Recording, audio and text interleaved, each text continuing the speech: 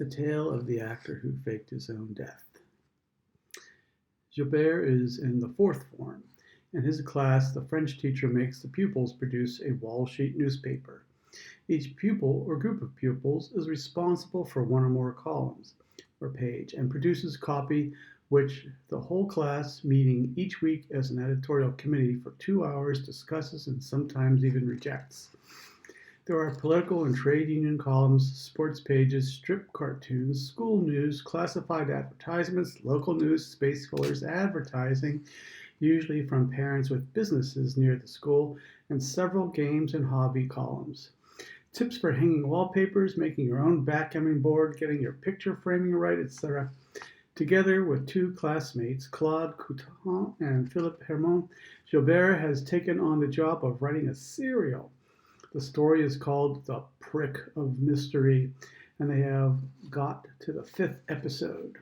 In the first episode, For the Love of Constance, a famous actor, Francois Gourmand, asks the painter Lucero, who has just won a major Academy Prize, to do a portrait of him in the scene which made him famous, where, playing D'Artagnan, he duels with Rochefort for the love of a pretty young Constance Bonacieux.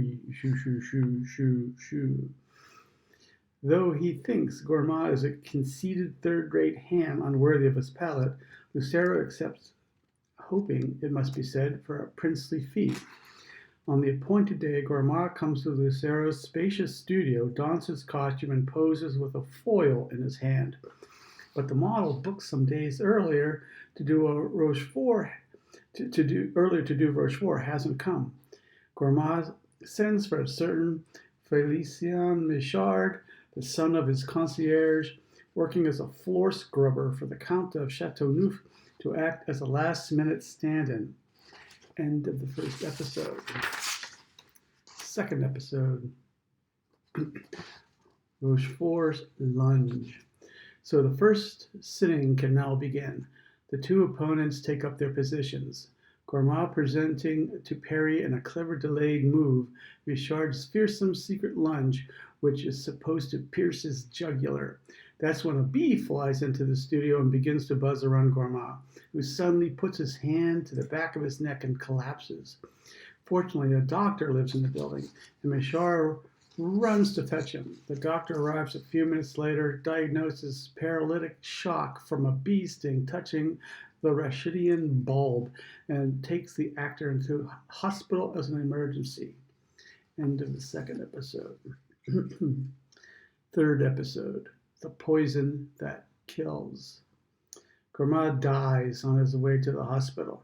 The doctor, surprised at the speed of the effect of the sting, refuses to sign the death certificate. The autopsy shows, in fact, that the bee had nothing to do with it. Gourmand was poisoned by a microscopic quantity of topazine from the tip of Michard's foil.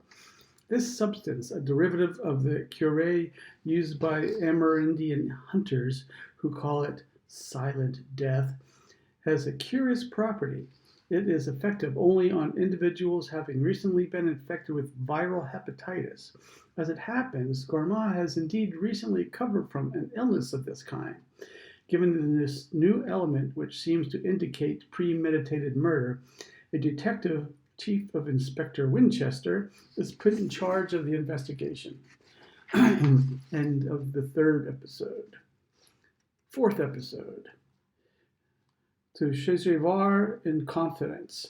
Chief Inspector Winchester informs his assistant, Chesevard, of the points that the case raises in his mind.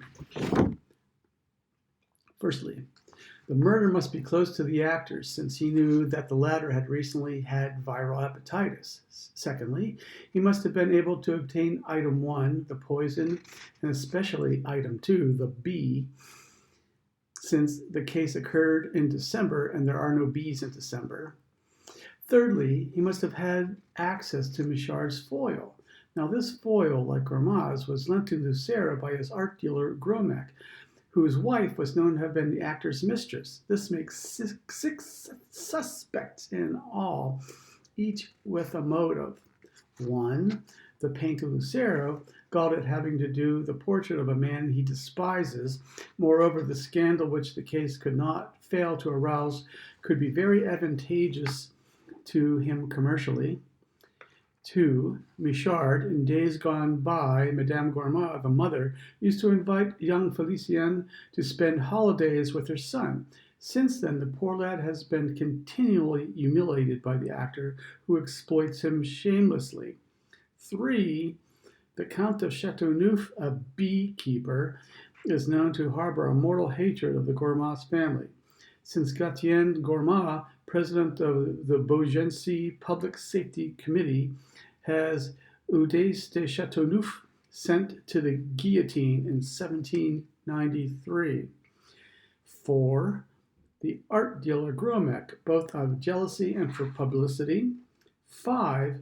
Lisa Gromek, who never forgave Gourmand as having rejected her for the Italian actress Angelina di Castelfranco. 6. And finally, Gourmand himself, a successful actor, but an incompetent and unlikely impresario. He is, in fact, completely insolvent and has been unable to get the agreement needed from his bank to finance the latest spectacular. A suicide disguised as a murder is the only way he can get out with dignity and at the same time, because of substantial life insurance policy, leave his children with an inheritance commensurate with their ambitions. End of the 4th episode.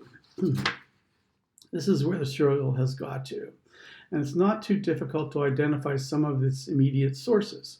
An article on Courrier in Science à Vie, another on outbreaks of hepatitis in François, the adventures of Inspector Bourget and his faithful assistant Charles in Gottlieb's Odds and Enpies.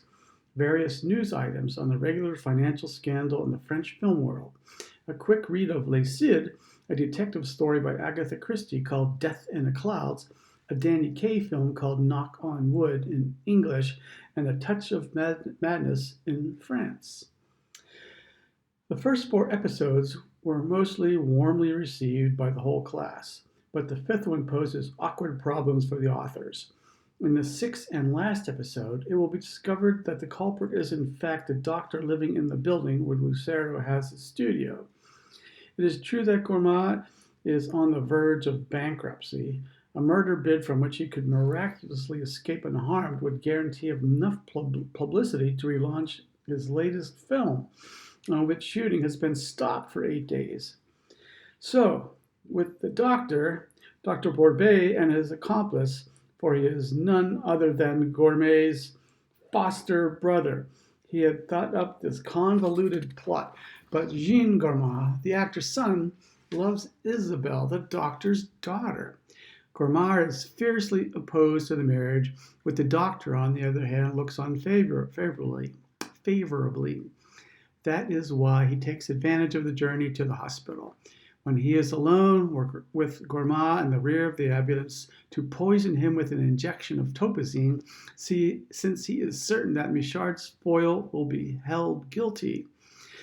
But Chief Inspector Winchester will learn when interrogating the model whom Felicien Michard stood in for at the short notice that he had in fact been paid to call off his booking, and from this revelation he will take the entire machine to pieces. Despite a few last-minute revelations which break one of the golden rules of detective fiction, this solution and its final perpetua can constitute a perfectly acceptable denouement.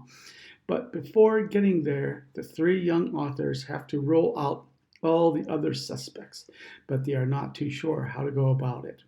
Philippe Herman has suggested that, as in Murder on the Orient Express, they should all be guilty, but the other 2 have turned the idea down vehemently.